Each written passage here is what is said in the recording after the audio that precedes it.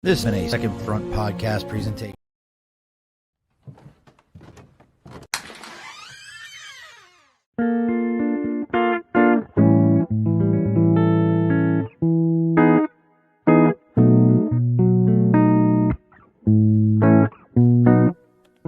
Ladies and gentlemen, welcome to the Above the Bar podcast, where each week we belly up to the bar with a new guest, find out what they do, who they are, and what makes them great.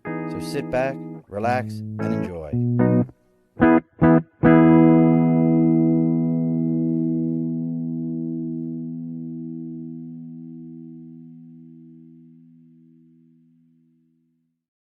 Alrighty, folks, welcome back to the Above the Bar podcast. It's your host, Sean.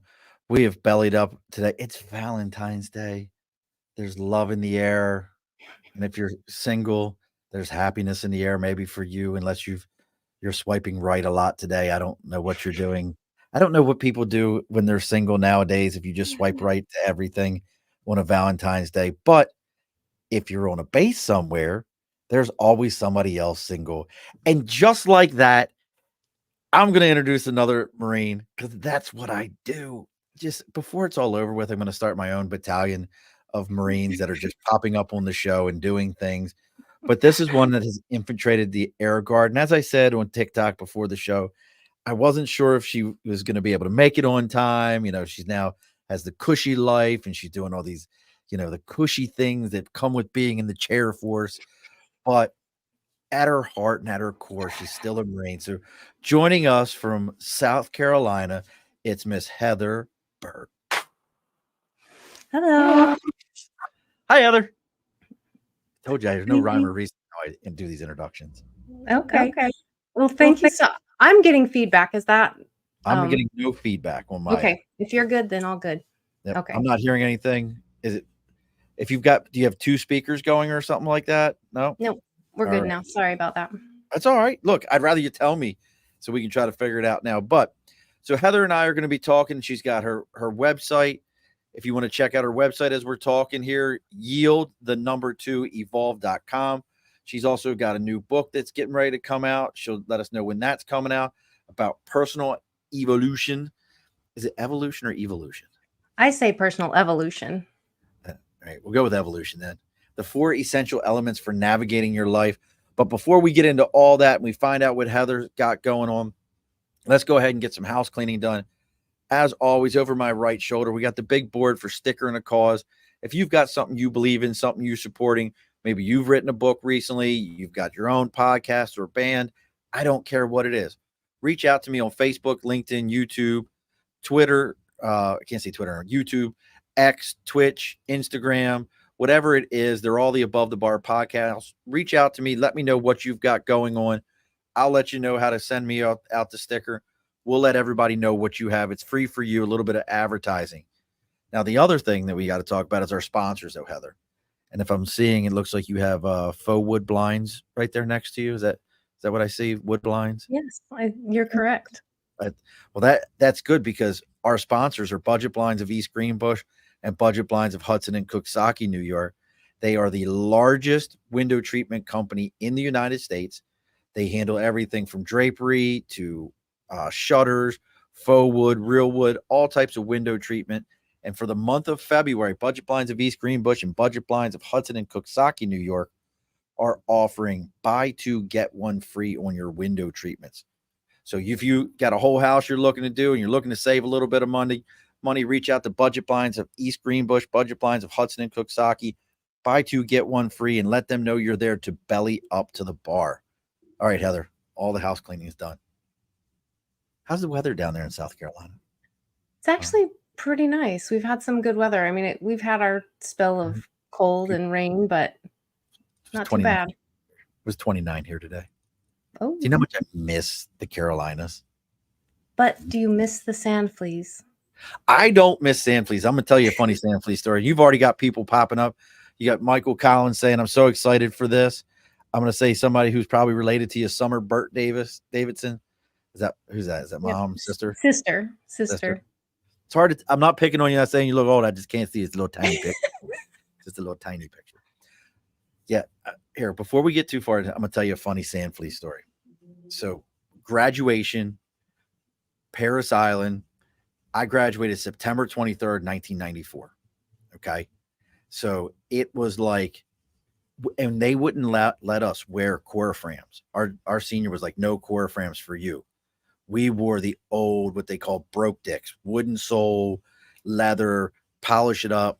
It got so hot that the polish on our shoes melted and like they were looking dingy. That's how hot it was. But I'll never forget, to this day, that was 1994. I had a sand flea bite me on my chin, like right along that bone right there.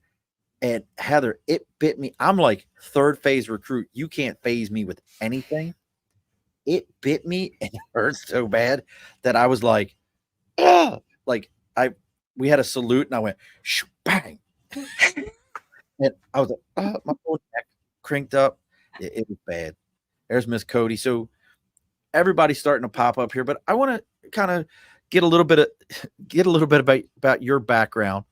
Oh, look, Miles is even out there. What's up, Miles? Get a little bit of your background. So you were in the Marine Corps from 96 to 2000, correct? 95 to 99. 95, 99. See, that's why we double check these things. So you did four years in the Marine Corps then, and you said you were an MP and a dog handler. Correct. So that means you went to school in Yuma, Arizona. No, it was still in Alabama, Fort McClellan, before it shut down. Okay. I think we were one of the last. We were at the tail end of that. Was that a BRAC base in Fort McClellan? Base probably. Relocation? I know they're closed now. At least that was the last I knew. But I don't know if probably what it was. That was during the Clinton era. They had the Base Relocation and Closure Act. That's how Tustin got closed for us, for the Marine Corps.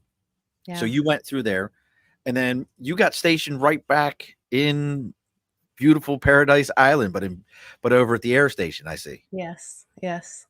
That's why they say be careful what you wish for. Because I remember leaving Paris Island at like graduating boot camp, and I literally ran off the parade deck to get to the bus, to get to the airport, thinking I just never want to come back here. Never. And I turned around and came back. What was that like coming back? Especially as a young Marine.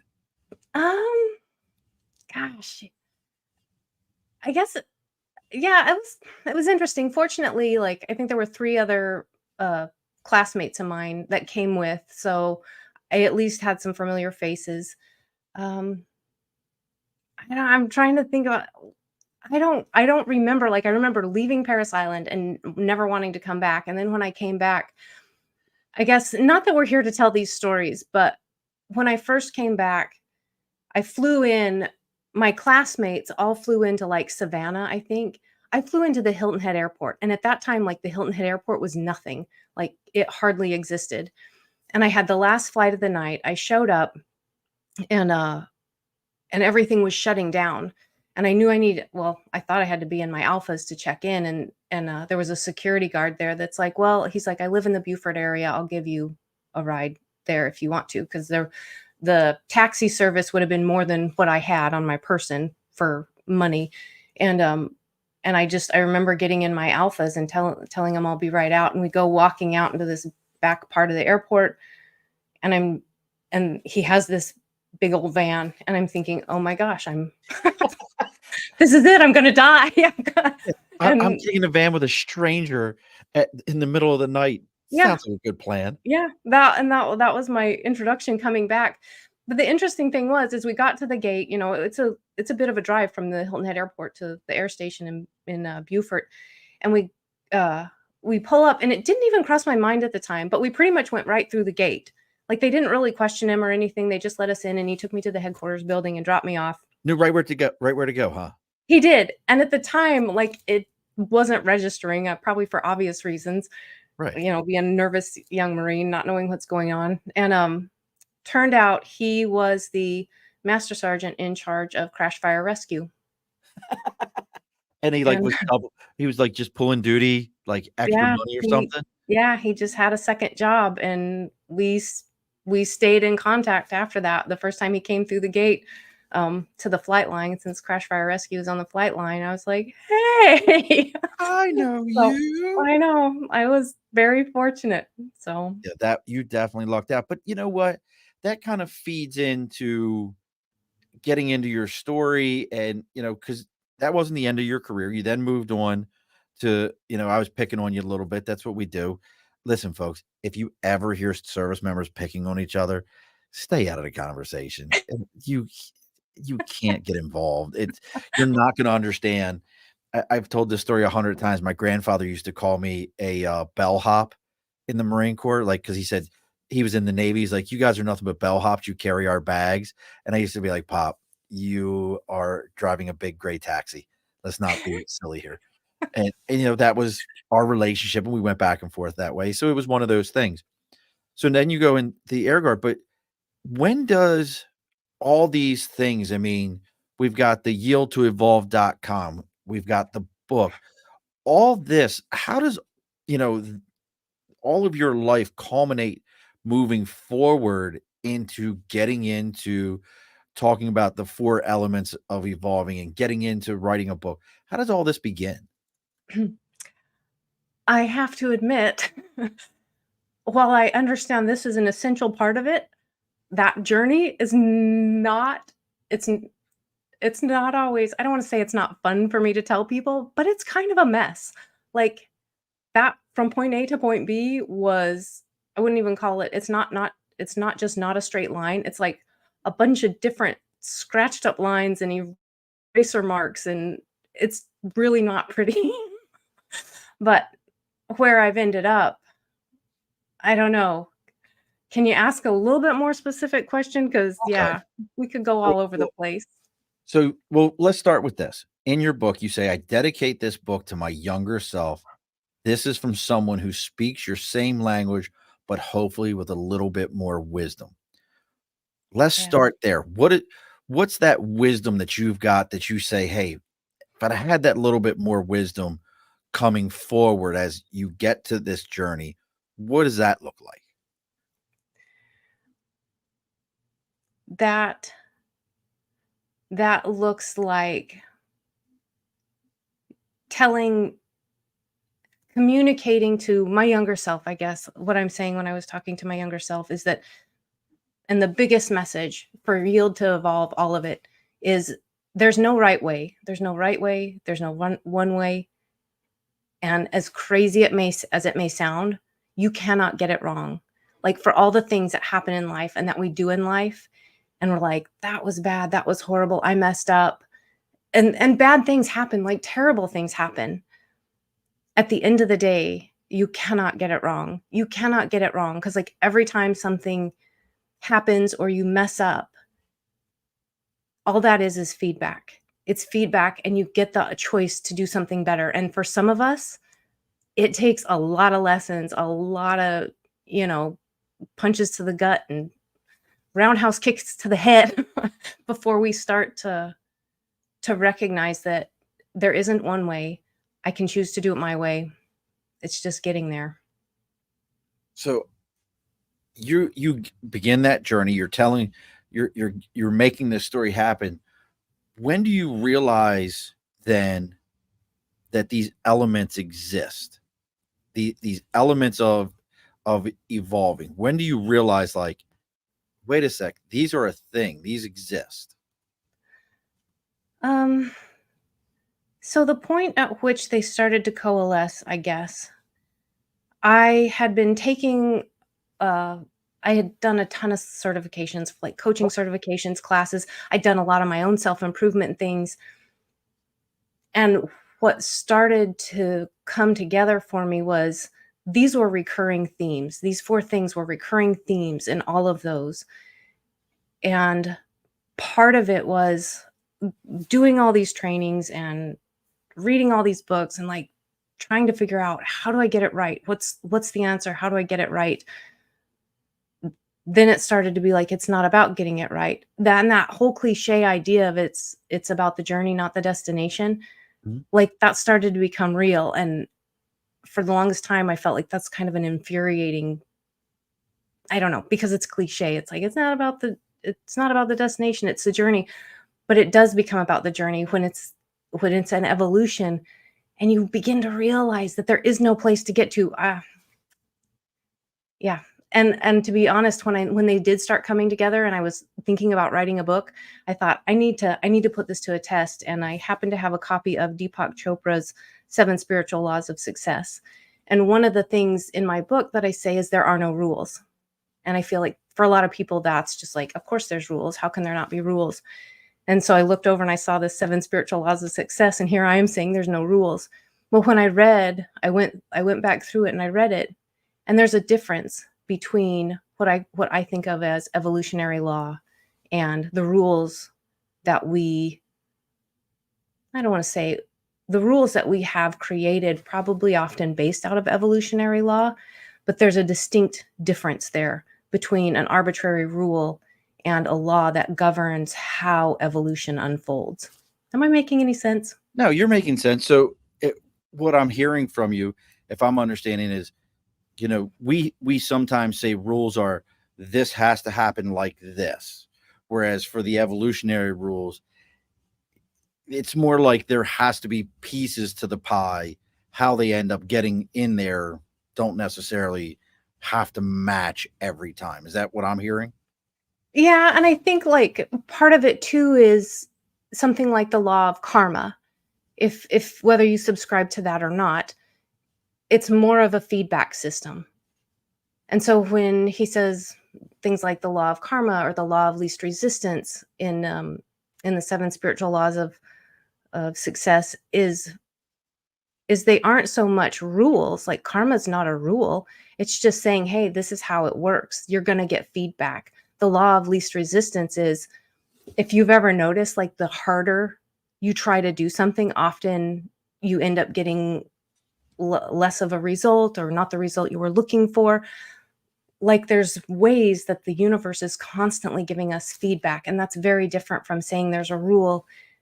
And I mean, you can think of any rule. You can think of the culture that you were raised in, your religion, any of that says this is the one right way to do things. And then what happens when you bump up against one of those rules? You end up realizing that maybe it isn't always the way everybody says it is. Yeah. And you can make some changes. No, I get that. That makes perfect sense to me. So Okay. you discover, so as you're discovering all these things with, and you kind of brought it up with your own upbringing, as you're discovering these things, were they counterintuitive to what you have been brought up teaching? Or, for, I don't got a better term, were you kind of in a little bit of a hippie household where like everybody's like, hey, or was this like, you're out here talking about like, hey, you can evolve and be free and see what's out there in your world, and your normal support system's like, knock it off there, buttercup. Let's get back here. Get back in this box. How was it?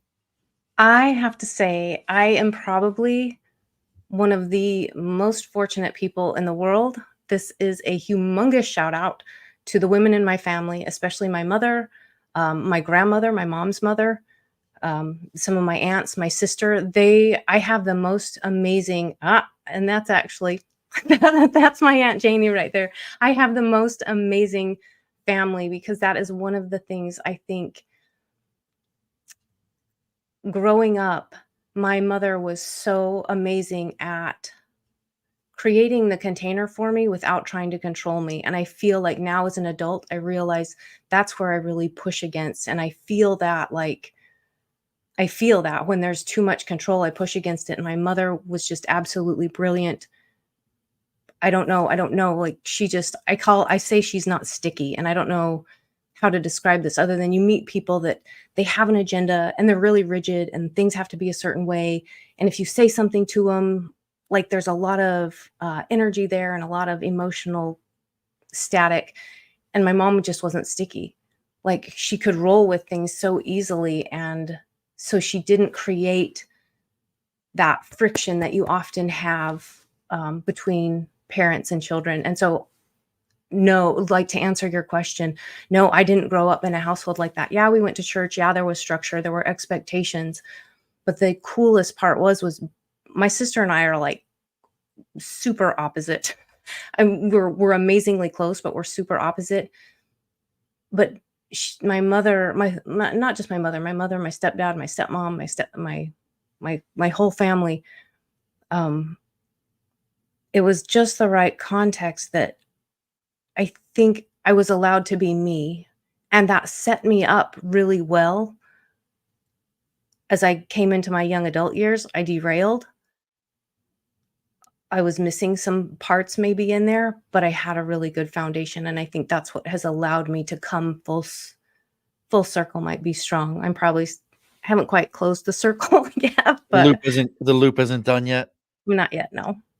Now I gotta so you've said some stuff that I gotta get some answers here for then.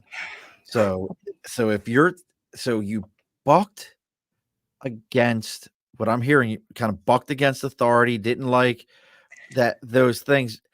Why on God's green earth? Not only did you join the Marine Corps, you then go and be an MP, I and then when know. you're out, you go back into another branch of service. Help me to understand, because to me, that's like being like, man, do I hate to draw? Can I get a pen and a piece of paper? Like, it just doesn't make no Yeah, sense. a little bit, Help me out Mhm. So for one, I don't know if somebody subscribes to this or not. I am a Gemini.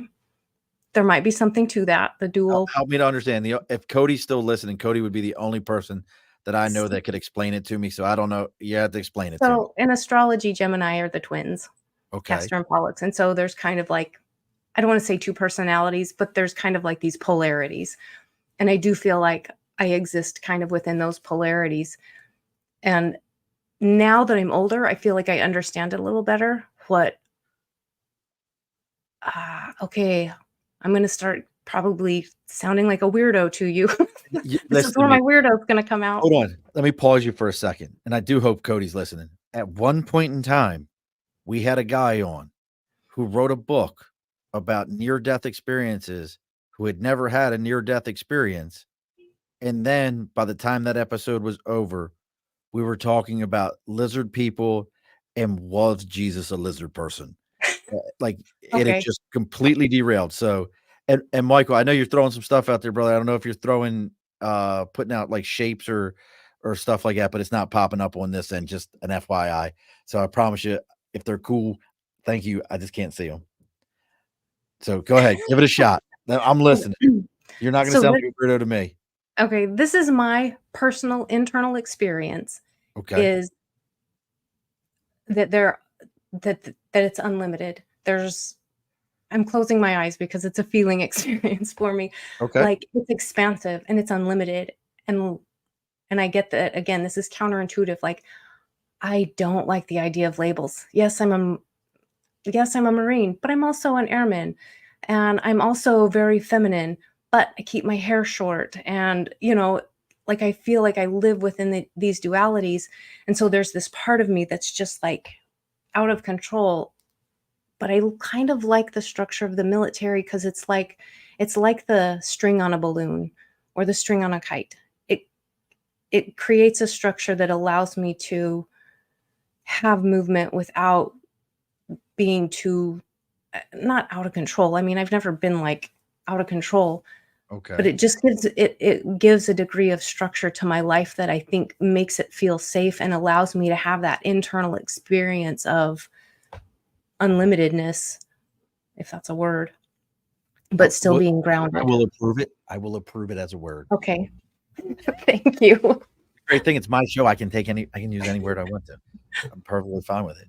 So it's almost like you bucked against that so much when you were younger, and you can tell us about that experience that you say you kind of derailed. You bucked against that so much that you went towards it as kind of like, I need to see it and understand it more.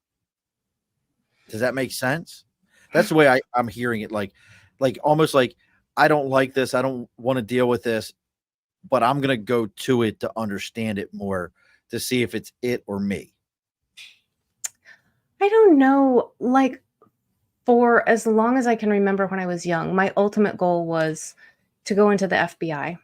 Like, that's what I wanted to do, was, um, be in the FBI, be in law enforcement. And I thought, okay, I'm going to go into the military. I'm going to get the GI Bill. Then I'm going to go to school and I'm going to have this background. So I'll be a shoo-in, hopefully, to get in the FBI. Well, once I was an MP and got a taste of law enforcement, I was like, wow, I kind of suck at law enforcement. I probably shouldn't do this for the rest of my life.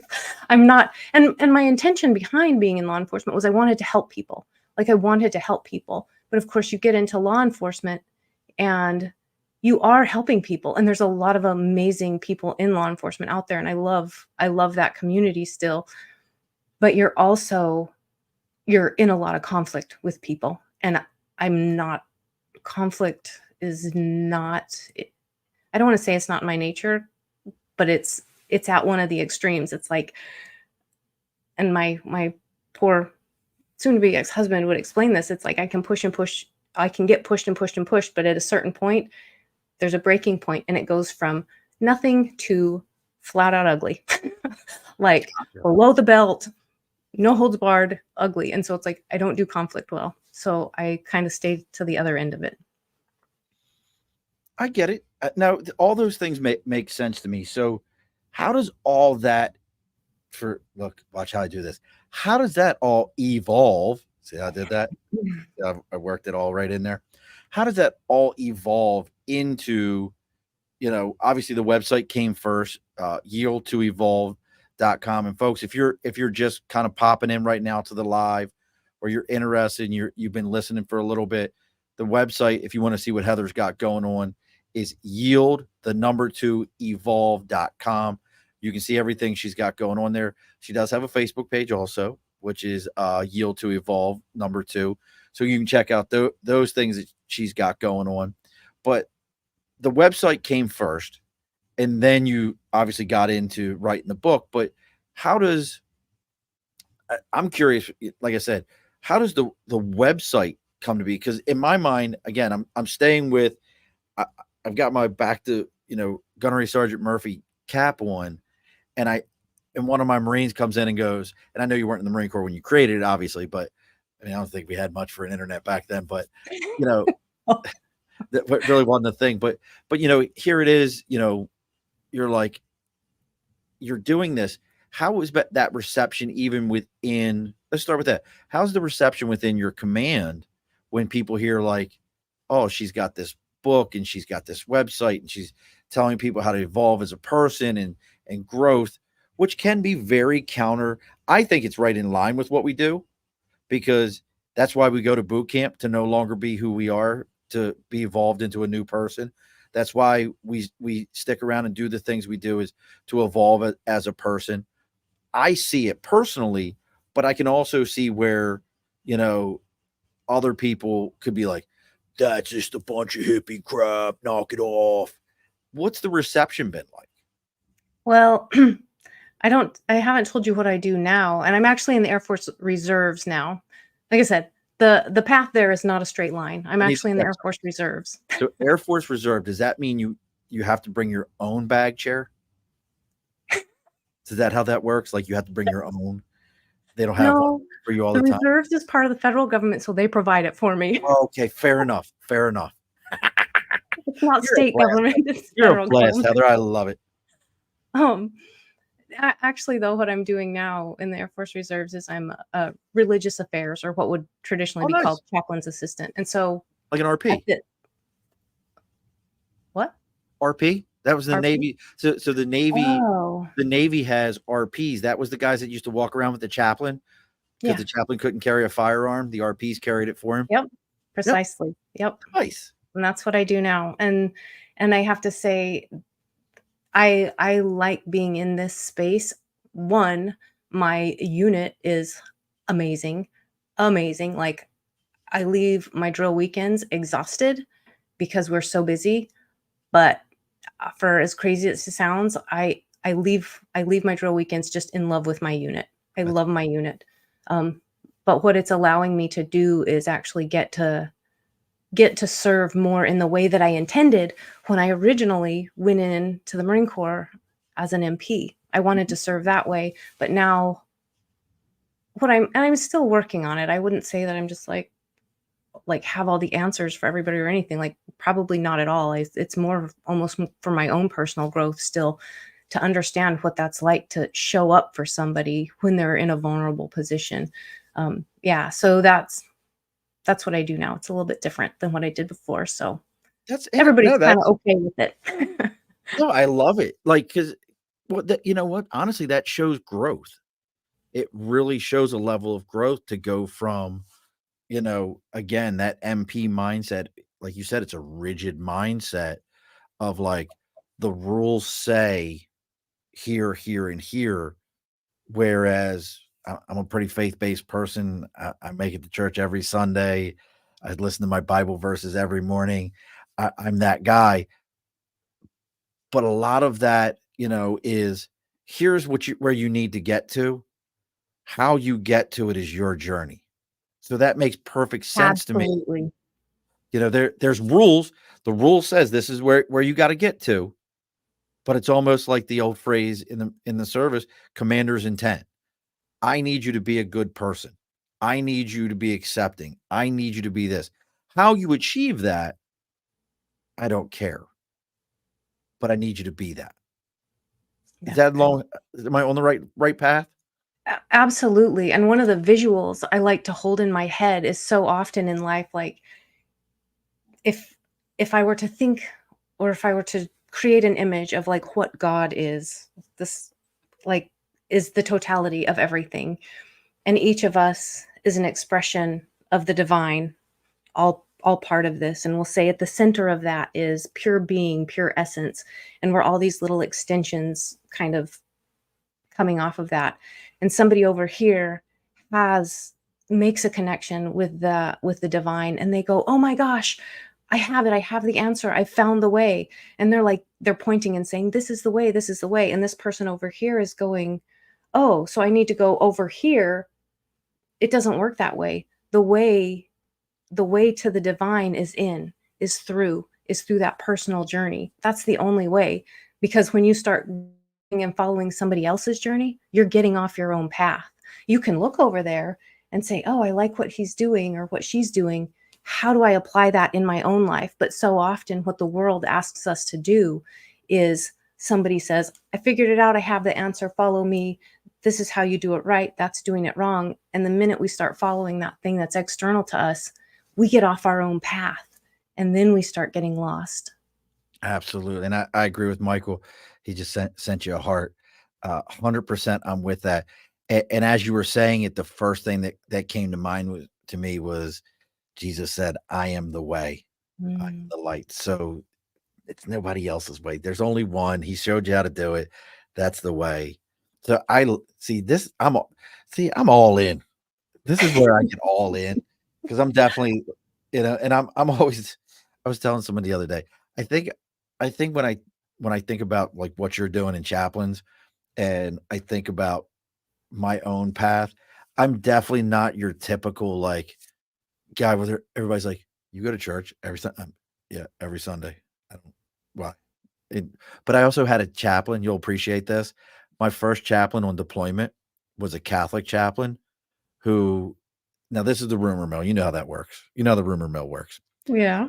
The rumor always was that before he became a chaplain in the Navy, and this was in 94, he was a Marine recon in Vietnam. Mm. And guys were like, that about. I'm like, what? And you could almost buy into it because guys would come up to him and be like, "I need to go home. Could you send me home? Could you tell him to, out on deployment?" And he would be like, "Listen, Marine, where's your wife at?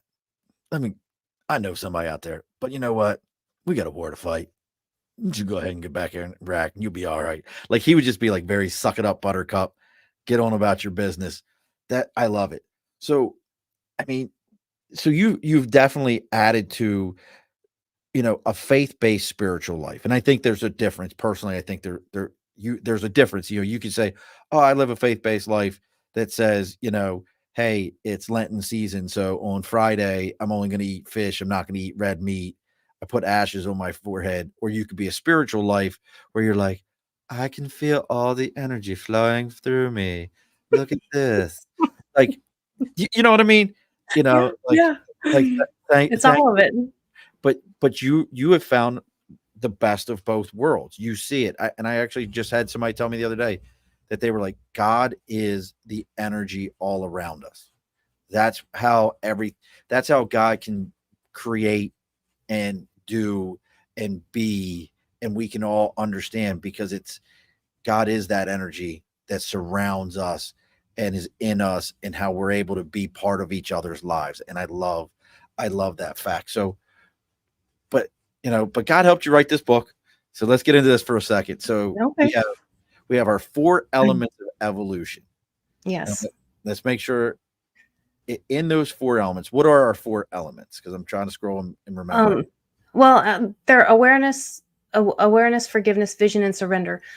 But I have to honestly say, before any of those, like, I think more than at least half, well, maybe, I don't know, maybe half the book is kind of the lead up into that, talking about adopting an evolutionary mindset.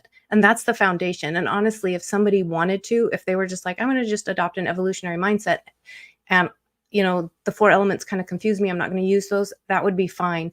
That mental switch between thinking there's a right way and a wrong way, or I'm here, I'm not here to get it right, I'm here to grow as a person. And just by looking at life like that, when you start bumping up against things, instead of like coming to judgment and you're going, wait a second, what's here for me, you're going to evolve. The minute you engage that mindset and you disengage from the duality of right and wrong, you start changing. And I feel like, yeah, that's probably a pretty lofty claim, but I feel like it's true. Um, and so then if you're like, okay, well, if there's not a right and wrong, how do I navigate this if there's not a right and wrong? That's where the 4 elements of evolution come in. And the idea is cultivating awareness, practicing forgiveness, living from a vision, and leaning into surrender. And as we practice awareness, the idea is to set the intention to create awareness, because so often, well, our conditioning puts blinders on us and it's like, this is right, this is how I operate, and we can't see outside of that. So you set the intention to say, I'm going to cultivate awareness. And I don't know if you had a chance to read all of the book or if you just kind of glanced at it. I skimmed it. I ain't gonna lie. That's fine. No, you're fine. Because one of the quotes that I reference, and it's not even a formal quote, but I went to a retreat of Dr. Joe Dispenza's, and he said, just kind of, it was kind of a remark in passing. It wasn't even like one of the main things, but he said, become aware of what you're unaware of. And actually, like, it totally infuriated me because I'm like, how do you become aware of what you're unaware of? Like, that's the most ridiculous thing in the world. But the minute you start asking that, the minute you have that intention, it's like, oh, and you start paying attention and you start dropping into that, stuff starts to change. Um, and then you go with a curious mind. That's the opposite, kind of the opposite of having a judgmental mind. When you're curious, you can still be discerning, you can still make decisions to protect yourself, but you're like, okay, what's here for me? Okay, you set the stage for receptivity when you're curious, and so you have awareness working kind of all the time. And then the idea of forgiveness, tell me when you want me to stop. No, Stop go. talking. Get Um, at it. and I have to say, I'm going to give a shout out. I apologize, I don't remember his name. He was your last guest. My last guest on here was, well, my last Yes. guest was actually a young lady, or was Oh, it Michael Sinquist before then? Uh, he had the business. He had been in prison. oh no, that was Oh, you would say that here. I know who you're talking about. He had 9 felons, and I know yes. exactly who you're talking about. And my brain's not working. Okay, Give me mine half was give me half heartbeat, and I'll tell you exactly who it was. Not Michelle, not Michael. It was not Paul. Maybe it was Michael W. No, it wasn't Michael W. Allison. It wasn't Allison. It wasn't Matt Frank. Uh, I guess Scott I Allen had your Curry. podcast. Scott Allen Curry. Okay, sorry, I must not have been looking at your podcasts in order. I thought I was looking at them in order. Um, What? Dare you? um, God. Go uh, ahead. No, but like I was listening to him, and the thing that's so fun to me is it's like all of these elements, they show up everywhere. They're just kind of framed a little different. But he was talking about that the whole idea that when he went to prison, he didn't adopt, what did he say? He didn't adopt I like a am. prisoner mindset. He said, I am. He said, I would never say that I am a prisoner. I am a felon. He said, I'm not going to say I am that, which was huge to me because do you remember what God said to Moses when he asked what God's name was? Do you I remember am that? that I am. That I was 100%, we were on the same page. Because yes, But he also said, "Who do you say that I am?" right. He is who you say that he is, just like Well, ourselves. yeah. Yeah, who am I claiming to be? And that's the whole idea behind, in my mind, that's what forgiveness is. It's an identity crisis. We have an experience in life and we have an emotional response to it, and we begin to identify based on the emotion instead of taking the emotion as feedback and saying, you do something terrible and you feel terrible, and normally we go, "Oh, I'm terrible, I'm bad," and we make that statement, I am bad," and that becomes our reality. Forgiveness isn't saying it didn't happen, because it did. Forgiveness isn't saying maybe, you need to take some precautions, move away from a bad or dangerous situation. Maybe you have to do some penance for it, spend some time in jail. But forgiveness is saying, who am I?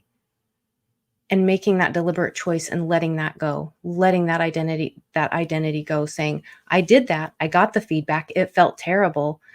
And in that, the only reason, this is my opinion, the only reason you have a bad feeling isn't because you are bad. It's because you're good and you're getting the feedback telling you you're not. Because when you think of a sociopath, they don't feel bad when they do something bad.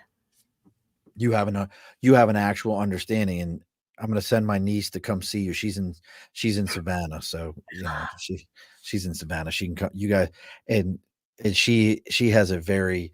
Well, I'll explain it to you later. I can't. I love her. She's good people. She's probably watching. I love it when she comes up and visits us. So, all right. So that's the cultivating the awareness and practicing the forgiveness. Now, living from a vision. That's where you're headed. The forgiveness is letting go of an identity that's not serving you, and your vision is, where am I going? Okay. So And say it again. Say that again. So say it one. forgiveness is letting go of an identity that's not serving you. Okay. And your vision is shooting your azimuth, taking your compass, shooting your azimuth, and saying, this is the direction I want to go. That's where I was. It didn't work. This is the direction I want to go. And there's two parts to vision. There's the material world part. I want to have the car. I want to have the spouse. I want to have, I wish I could tell you what page it's on, but you might be able to find it quickly. There's early on in it. It's in the front part of it. Give me a word. What word am I looking for? Front sight post. Front sight post. Here we go. Here we are. So when using open sights, yep, I remember reading this. Is the front sight post the end of the barrel, the projectile exit? The front sight post is where you place your focus, making the small post as clear as your eyes will allow you, centering it along the rear sight. You know what's funny? As I read this, it made so much sense to me. Focus on what's in front of you and dealing what's in front of you. You will eventually reach your goal. That's the way I took it. And that is a big part of it. I don't know if that's exactly how I meant it, but yes, that's correct. I maintain the way I'm presenting it is the idea that the material world that we're aiming at, the car, the spouse, the house, whatever, the degree, all the money, that's all the target. That's all the physical world. When you're actually aiming at a target, and maybe you remember this from marksmanship training, if you're aiming and your focus is on the target, you hit all around it. You chase the target, you hit all around it. When your front sight post is clear, you're more likely to hit a bullseye depending on your other marksmanship skills. But that front sight post is you. That's the part of you that's saying, who am I? The wealthy person is wealthy because they have a wealth mindset. You hear about people winning the lottery and they lose it all because that's not who they are. And so you aim at the target. The target is back there. I want all of those things. But then you have to start thinking in terms of, well, who's the person that lives that life? And then you start filling in that gap. You bring awareness in and you fill in that gap between forgiving an identity that's not serving you and moving towards an identity that's working for you. And you become that front sight post. You're the pivot point between where you are and where you're going. It's you. No, that makes perfect sense to me. And folks, we're getting pretty close here. We're gonna be closing the bar up soon. So I want to definitely keep moving through this. But that made perfect sense. So I see, I did read that. See, I read that part. I knew that I'm part. sure you saw the image and were like, hey. I know exactly what that is. Anybody got any sight black? Mine good. Who's got the pot? Who's got the pot with all the smoke? Oh, my niece wants to know where can I buy this book? I'd like at least 2. Amazon. There It's you on go. Amazon. And again, if you're wondering what the title of the book is, folks, the title of the book is Personal Evolution: 4 Essential Elements for Navigating Your Life. And it's got a very nifty, kind of like a Volkswagen Bug kind of thing going on. The hippy dippy part. It's the hippy dippy bus. And it's Heather M. Burt. Yes. Is the see, I could see Ailey, I could definitely see you reading this. This is right up your alley. I tried teaching her how to play like my favorite board game, which is Cash Flow. It's a whole nother thing. It's like, it's Robert Kiyosaki. You know, Robert, he wrote Rich Dad Poor Dad. He was a Marine. Oh, yeah, Robert Kiyosaki. Okay, I know that title. So now we're getting into, and folks, look, again, we're just hitting the wave tops of these ideas. We're not digging into really understanding and acknowledging all this. So now it's about surrendering leaning into surrender. I almost said surrendering your life, leaning into surrender. What does that mean? So the idea behind leaning into surrender is the fact that we can't control everything. We simply don't have control of everything. Other people are doing other things. We're going to bump into them. Life, it happens. I had a lot of difficulty initially around the idea of surrender. Like I even read Michael Singer's Surrender Experiment. And it just it didn't set well because it felt a lot like the way I was interpreting it at the time felt like giving up. But I think the trick to surrender, at least for me, is it's not about giving up. It's about being present with what is and just saying, okay, this is what is. Because so often we waste our energy railing against what we don't want. And sorry, my brain just kind of glitched. Railing against the things we don't want. Yeah. But the only reason my brain glitched is because I was thinking, yeah, I was doing that just the other day. I still do all of this stuff. Well, that's the whole thing. But you know what? You bring up a great point. A lot of people think that, well, she wrote a book and she has a website. She has it all figured out. No, you have a blueprint and an understanding that you're willing to share and provide to other people. But it's a work in progress. We're all work in progress. There is no got to the end. I've got this figured out. No, that's when you're dead. That's when you're dead. There's hey, I guess that I don't get to make any more changes to this element. I love this path in this pathway. Where are some of the places that, other than, obviously, I would think that in your day-to-day, when you're at your, your reserve weekends and things like that, you're trying to present this to some folks. Where else are you presenting this to folks? And what has the reception been?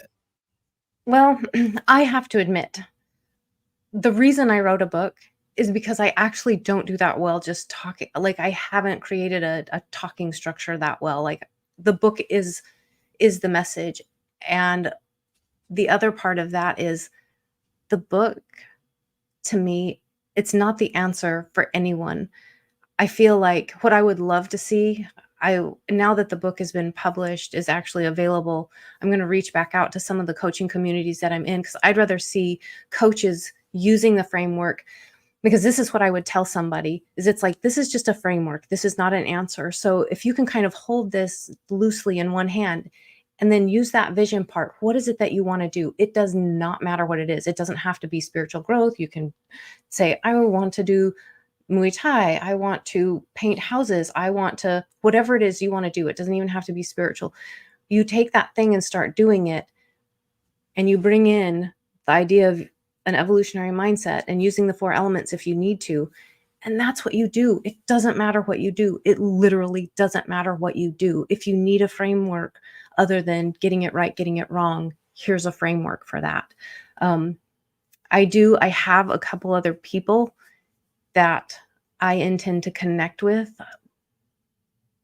to share about the 4 elements, and I will, if I can entice them into a conversation like this, then I will definitely be sharing that. I don't know. Okay, now, who is it? Who are we trying to entice? Tell us now. Tell us now. And look, I don't have a huge monstrous like Joe Rogan audience, but they're big enough that they'll send them messages. We'll see if we can send some messages. Okay, Who we want to talk to? we'll see. Well, one of them is Dr. Rao with the Rao Institute. Okay. Dr. Sri Kumar Rao. I don't know if anybody would know him. I think he's a brilliant man, and I love the work that he does. And I would love to introduce this to him as something that he could use. RAWL? Nope, RAO, and it's SRIKUMAR, Dr. Sri Kumar Rao. But then there's actually also Richard Rudd, who wrote the Gene Keys. I don't know, that's kind of, it's not human design. It's different than human design, but he wrote the book on the Gene Keys. And there's a lot, I don't want to say there's a lot of similarities. Like the Gene Keys is huge. Like if somebody were to say like, how do I figure life out? Somebody could say, read the Gene Keys. But if you're not into the Gene Keys, it's not going to do you any good. That's why it's important to pick what entices you. Now, Gene, is that similar to what's the one I recently learned about? Gosh, I forgot the term, where we're all actually wired that if we're around people of a certain nature, you could have nothing, like you could not like basketball, know nothing about basketball, but if I set you down and you spent nothing but time around basketball players, you will something neurons. They're mirrored neurons. Oh, neuron. No, actually, I will do my best to explain this. I am not somebody, I'm just reading the Gene Keys books. I do want to say thanks, Shane. He was just up there on your screen. He said he's going to use the 4. That Shane Michael Collins? Yes. Oh, so Shane. You're also Shane. Yes. Shane Michael Collins? Like, yes. We're going to go full on Irish like Sean Patrick Murphy. Yeah, he Shane is. Michael Collins. There's Patrick. There's one of my mentors. Yes. Okay. He's so I need to Google. So Patrick was just on last week, and we were talking about when Patrick was on, servant leadership. Oh. Mm-hmm. He's gonna be one I'm gonna have to Google. Yep, we were talking about servant leadership. Patrick would love to talk to you about those things. He is amazing. That's kind of an Irish name too, isn't it? Oh yeah, he's another one. Patrick Michael Donahue.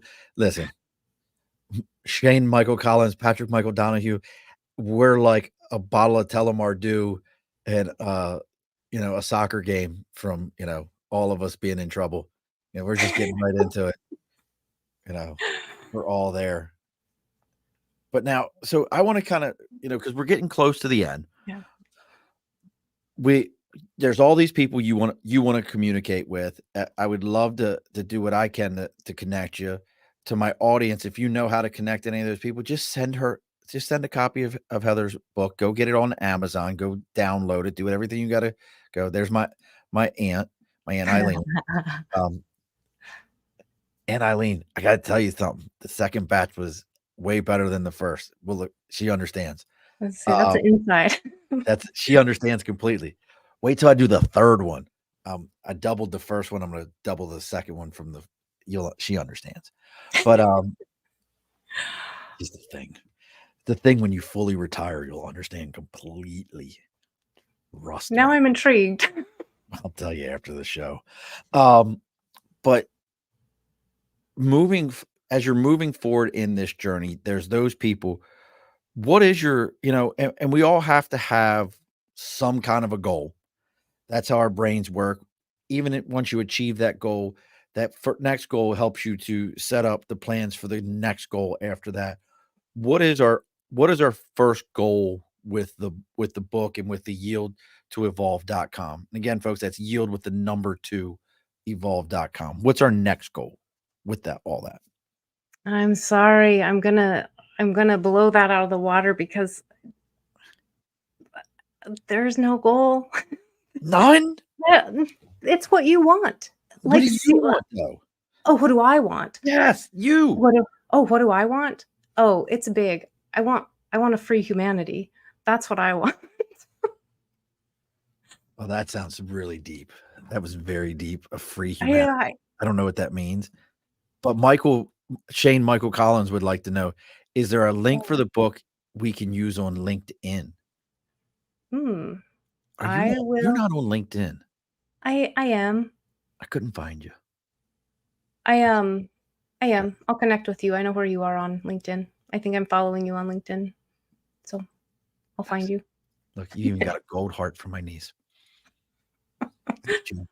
So now I don't know, real quick here, because we have to do something that is very important. Nate's not here. Nate normally, we figured it out. This is episode 223. I don't know where Nate's at. Him and I will have to have a conversation.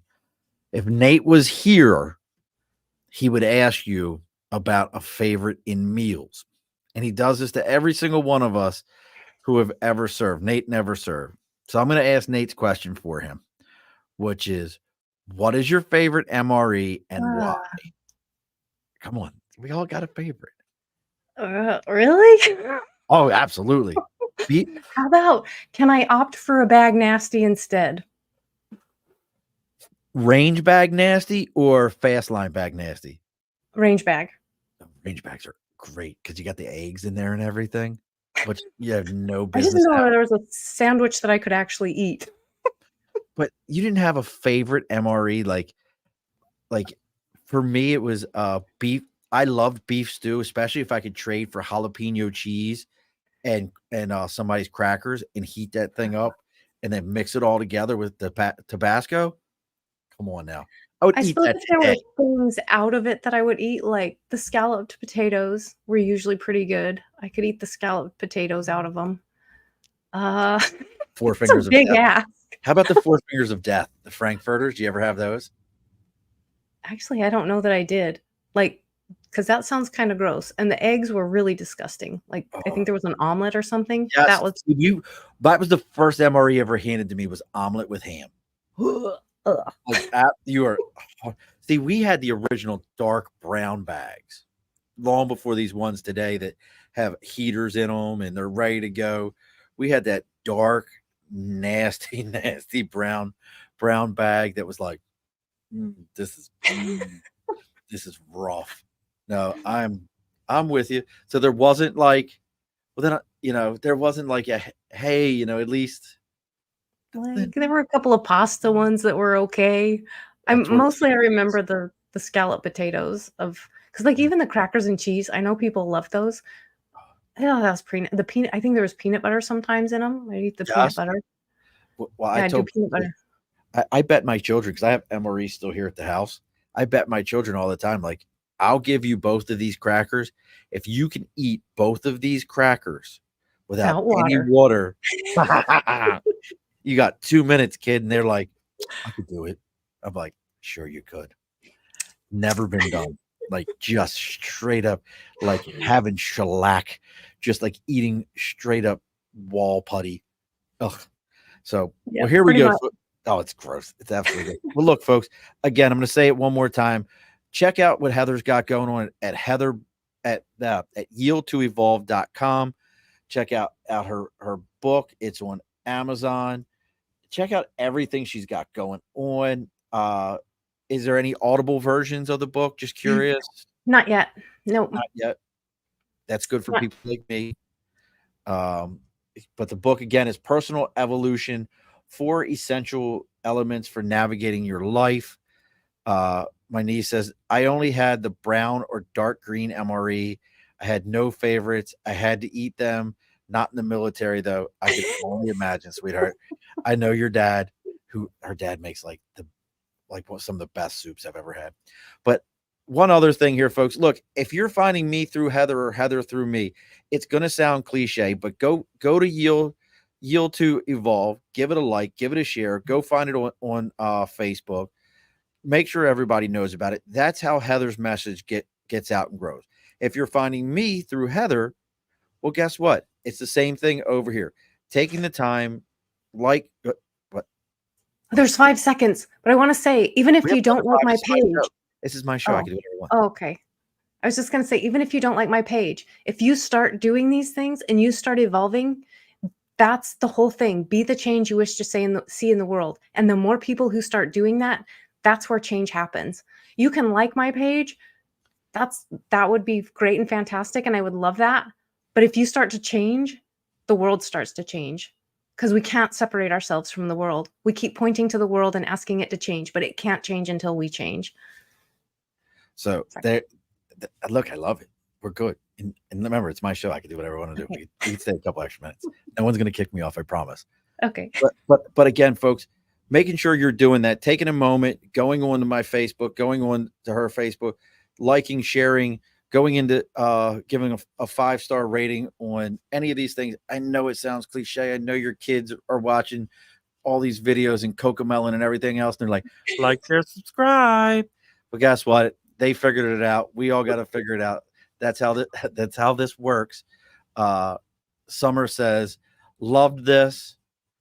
Shane says, excellent presentation. I loved it. I will be following your podcast. Thank you, Heather, for an amazing time. Shane Michael, thank you so much. And then again, from your sister, sounds like the 4 elements can be used for anything. That's what I'm seeing it as.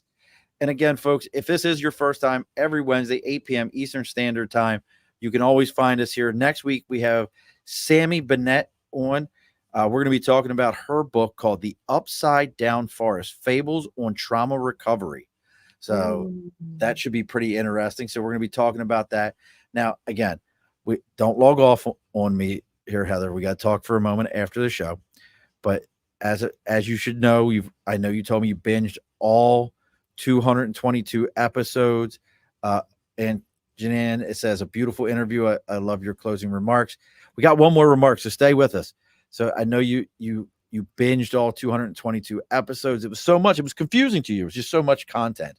I understand that. But you should know at the end of every episode, the guest always gets the final word. So what's our final word tonight, Heather? Just one? Whatever you want it to be. It can be whatever you need it to be. It's your final word. Evolve. Alrighty, folks, be sure to push your stool in. This has been a Second Front podcast presentation found on Apple, Spotify, and wherever podcasts can be found.